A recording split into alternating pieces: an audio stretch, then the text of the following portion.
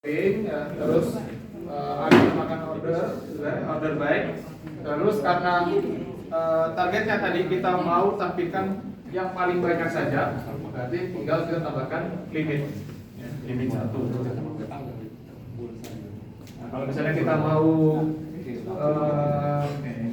munculkan atau kita ambil sellers yang paling banyak dan sellers yang paling sedikit, ya kita bisa juga lakukan seperti itu ya. Itu kira-kira untuk grup buy. Kalau ini contoh yang lain lagi ya.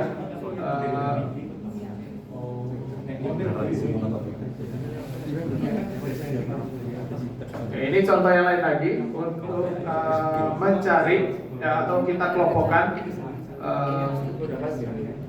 setiap seller berdasarkan kelompok usia. Setiap seller berdasarkan rating. Jadi setiap seller kita kelompokkan berdasarkan rating. Terus bisa saja nanti satu kelompok rating ini memiliki beberapa sellers.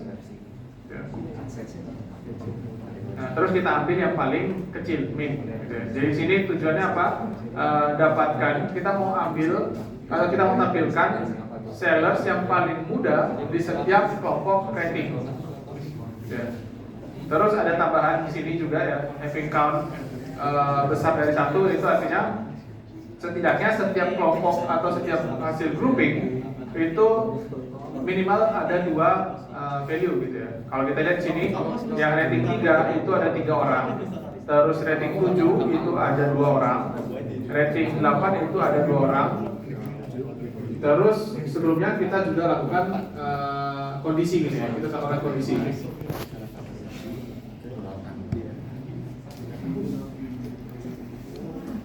Jadi contoh ini adalah query untuk mendapatkan sellers yang paling muda di setiap kelompok rating. Ya. Kira-kira ilustrasinya seperti ini. Tadi kita kalau kita lihat di sini kita lakukan kondisi dulu ya, tambahkan kondisi umurnya itu setidaknya di atas 18. Terus kita grup berdasarkan rating. Ya. Kita kelompokkan berdasarkan rating. Kita lihat di sini ada beberapa kelompok rating ya. Terus ambil yang paling ambil kelompok rating yang lebih dari 1, lebih dari lebih dari 1 ya. Kalau kita lihat sini ada 3 kelompok rating yang lebih dari 1. Ada 3, 7, 8. Terus setiap kelompok rating ini kita ambil yang paling min, ya, umur yang paling min. Jadi dapatkan nanti sellers yang paling muda untuk setiap rating.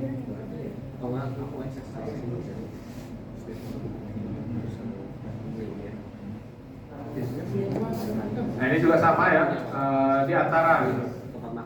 Cuma menambahkan di antara kondisi di antara. Nah ini contoh misalnya nanti contoh-contoh yang lainnya di sini ya. Ini masih sama tabel yang kita gunakan atau skema yang kita gunakan yang ini. Nah selanjutnya kalau misalnya tidak ada pertanyaan terkait grup by, kita lanjut ke null value. Null value itu salah satu tipe data juga ya, atau jenis value yang tersedia di dalam SQL.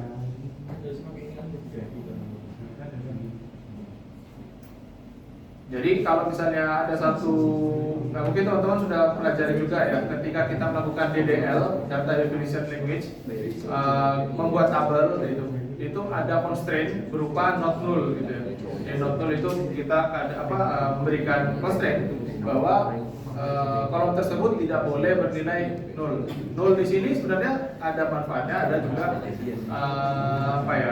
kekurangannya gitu ya. Jadi ada kelebihan dan kekurangannya masing-masing. Nah kalau misalnya kita mendefinisikan suatu kolom, terus kita tahu kolom tersebut itu belum atau abstrak lah bentuknya gitu ya. Value-nya tidak selalu pasti. Ya kita bisa berikan null value, artinya kolom tersebut itu tidak selalu bernilai pasti gitu ya. Constraint, nah ini ya, kayaknya kemarin waktu tes juga ada ya, cek constraint check seperti ini. Nanti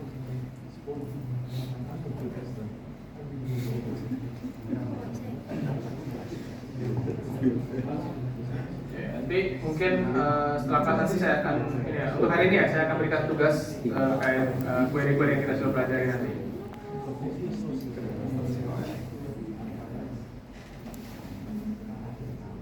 Jadi tadi review soal grouping sama agregat ya, null value. Saya tahu teman-teman sudah paham ya, sudah tahu. Oke, berikutnya store yang akan kita bahas ya. Sebenarnya materi hari ini itu ada 4 ini ya, store prosedur, kursor sama trigger dan DBC, CDBC ya, JDBC. Kita mulai dari store prosedur dulu. Store prosedur itu hampir sama ya kayak prosedur yang ada dalam programming. Jadi SQL atau SQL engine gitu atau SQL database atau DBMS itu punya fitur yang bisa kita gunakan untuk membuat suatu prosedur atau fungsi gitu ya. Jadi prosedur yang di database ini sama aja kayak prosedur yang ada di dalam programming gitu ya. Masih ingat bedanya prosedur sama function?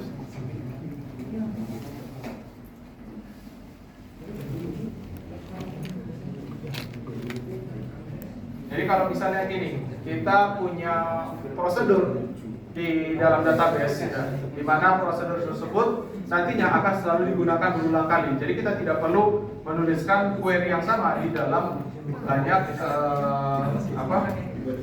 program kita, gitu ya. Jadi dengan store prosedur kita bisa memanggil atau melakukan query yang sama berulang kali, tapi dengan cara yang simple, gitu ya.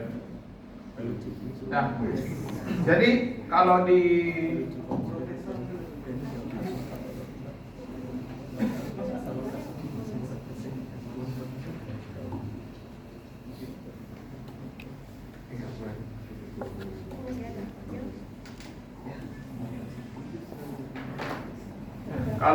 programming prosedur itu saya pakai contoh C aja ya, misalnya void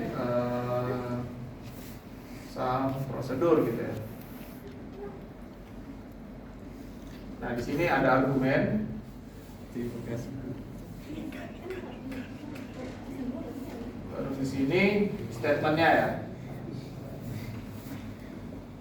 Nah, ini kalau di dalam bahasa pemrograman atau di dalam programming. Nah ini bisa saja kita buat di dalam RDBMS gitu. Jadi untuk membuat prosedur, kalau kita pahami ya, prosedur yang di programming itu kan menjalankan statement tanpa mereturn sesuatu. Sedangkan kalau function di sini misalnya integer apa ya, sum function, di sini argumen atau parameter ya. Di sini return some value.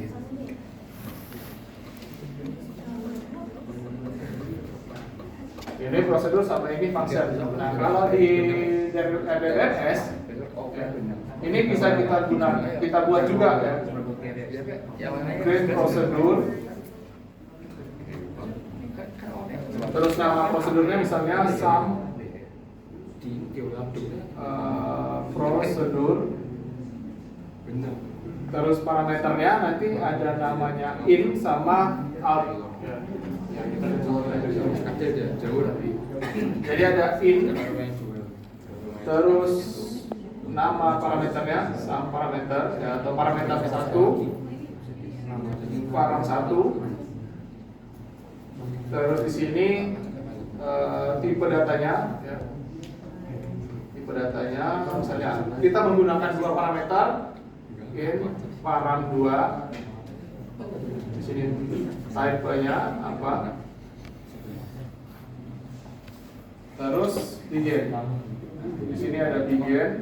Nah, sebelumnya kita perlu tambahkan delimiter, tapi terkadang ada beberapa teknologi kayak misalnya PHP admin ya, kalau PHP admin itu tidak mengizinkan menggunakan delimiter ini. Delimiter ini untuk memisahkan ya, memisahkan rangkaian query antara satu sama yang lainnya gitu. Jadi kalau misalnya kita mau membuat dua store prosedur, kita menggunakan delimiter itu kadang ada beberapa versi PHP MFN itu tidak mengizinkan. Jadi setidaknya teman-teman cukup tahu ini aja dulu ya. Kalau misalnya teman-teman nanti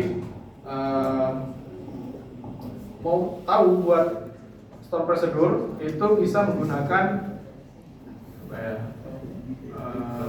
tab rutin kalau nggak salah.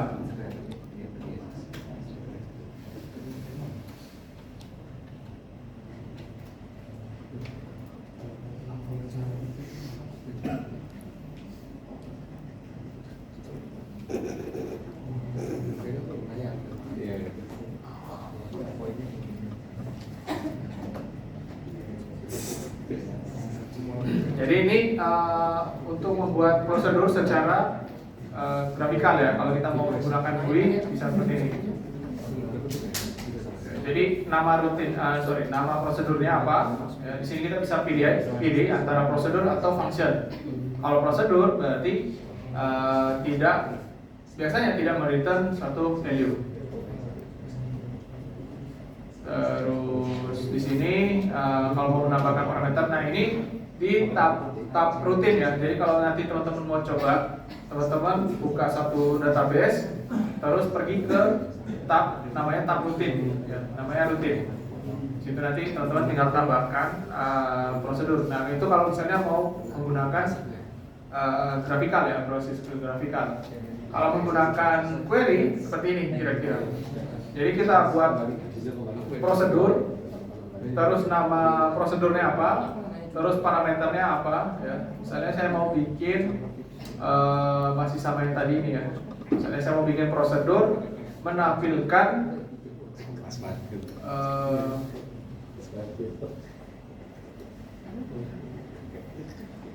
apa ya?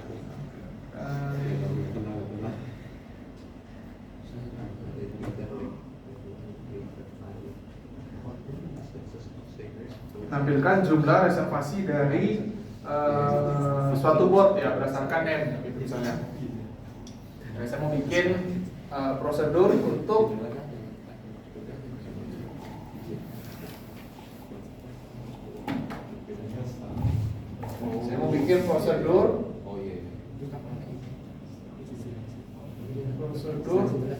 untuk menampilkan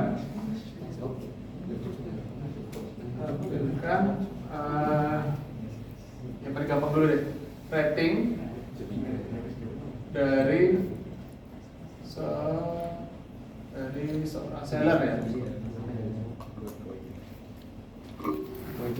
Jadi yang kita kirim nanti adalah nama, parameternya nanti adalah nama. Nah, di sini nanti create prosedur.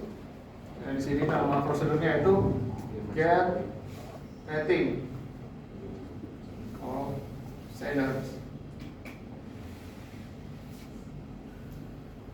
Terus di sini in-nya itu adalah name, ya, nama dari sellers nanti. Terus tipe datanya misalnya varchar. Terus taruhlah nama orang itu 50 deh paling banyak. Terus begin ya. Stepnya dimulai dari sini, begin. Di sini kalau teman-teman lihat ada out. Jadi out ini juga prosedur juga sebenarnya bisa apa ya? Bisa menampung hasil statement ini ke dalam parameter yang kita tentukan sebagai out. Jadi parameter ini akan kita baca nantinya. Kita ambil yang paling gampang dulu ya, yang paling sederhana dulu. Nah di sini begin, misalnya di sini select apa ya, rating from sellers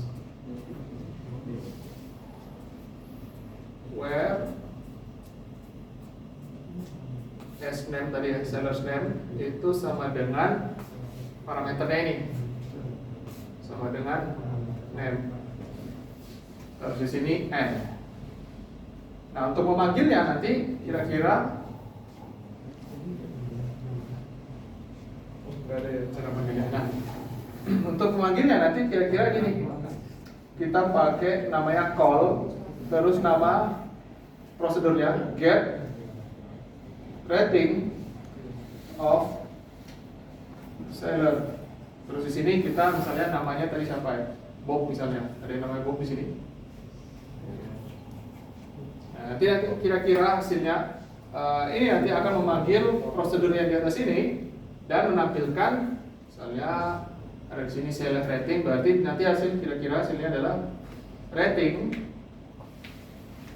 berapa sesuai dengan parameter yang kita kirimkan. Misalnya ratingnya 7 gitu. Nah, itu kira-kira hasilnya nanti ya. Nah, jadi memanggil store prosedur dengan function itu berbeda ya. Nah, terus kalau misalnya kita tambahkan di sini pakai out. Kalau kita pakai out di sini berarti misalnya rating atau result ya, result. Terus di sini integer. Berarti di sini kita tambahkan. Ini kalau misalnya kita tambahkan out ya. Kalau kita tambahkan out di sini berarti nanti ini kita bikin komentar dulu ya. Ini berarti select rating to result from sellers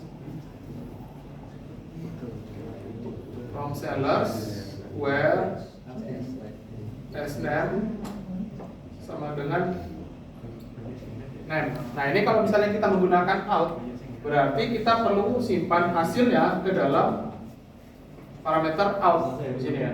Jadi hasil seleksi kita simpan ke dalam result. Nah, untuk memanggilnya ini gimana? Pemanggilannya sama ya. Call bisa juga pakai define ya. Ini sama aja ya cara pemanggilannya. Kita tinggal panggil call ini, terus nanti biasanya ada tambahan, kadang ada select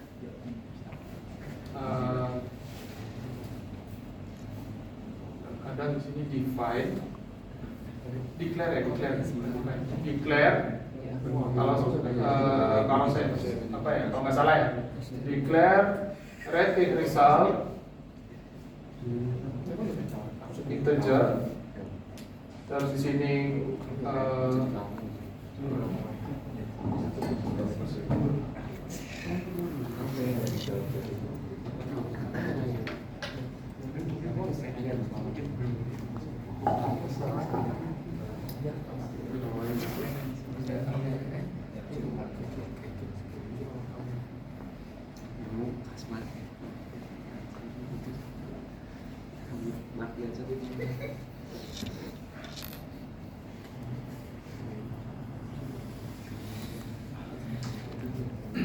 jadi kira-kira nanti seperti ini ya.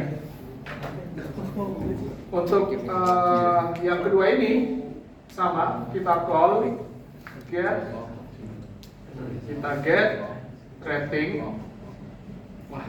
of seller, tapi kan ada nama ya, ada nama apa, in sama out. Berarti di sini misalnya namanya Bob, terus outnya kita tampung ke dalam di sini menggunakan ini ya, misalnya result.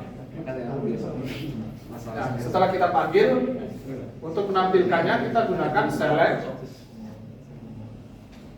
result.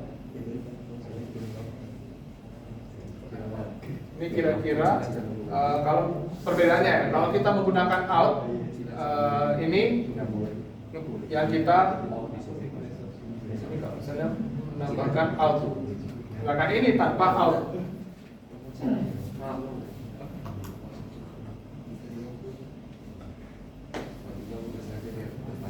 Ini tanpa out. Nah, kalau dengan out itu kita perlu ini dengan out juga. Kalau sedangkan ini tanpa out ya. Oh iya, tanpa out. Sedangkan ini dengan out.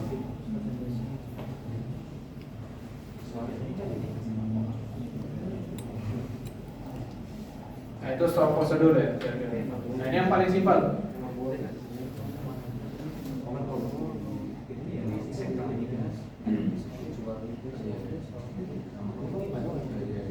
Iya, bisa.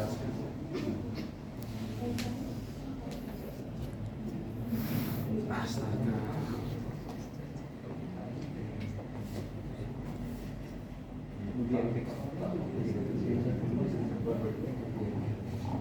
Nah, sekarang kalau misalnya saya mau bikin store prosedur untuk menghitung mendapatkan rating dari kelompok usia tertentu. Jadi nanti user itu akan mengirimkan ini sebagai parameter in ya, sedangkan parameter outnya itu adalah rata-rata dari setiap kelompok rating.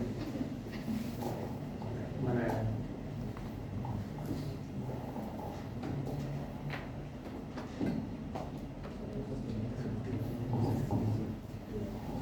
Nah, nanti saya pengen coba teman-teman buat store prosedur untuk mendapatkan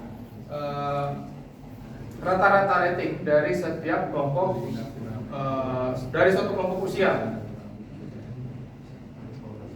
Jadi sini misalnya sampel average rating of sellers age. Misalnya saya mau tampilkan rating dari kelompok usia 35 misalnya. Nah, nanti hasilnya adalah rata-rata dari kelompok usia tersebut.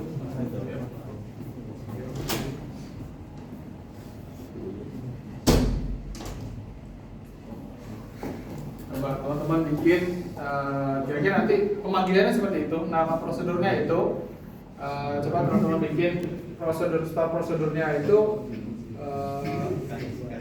untuk menampilkan rata-rata rating dari suatu kelompok usia.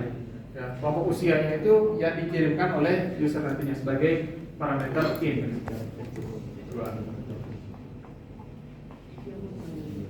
Nah, bedanya tadi ya, kalau in berarti nanti ini yang diterima, out ini yang akan dijadikan resultnya ya. Jadi kalau store prosedur itu opsional, ini itu opsional sebenarnya. Ini opsional sebenarnya. Jadi tanpa out pun juga nggak masalah. Jadi kalau tanpa out, ya ini juga kita tidak gunakan ini, dan pemanggilannya tidak seperti ini. Kalau cuma in saja, statementnya yang ini, ya statementnya yang ini, terus pemanggilannya ini nanti. Gitu. Nah sekarang tugas teman-teman tinggal isi bagian ini gitu ya, dengan grouping tadi.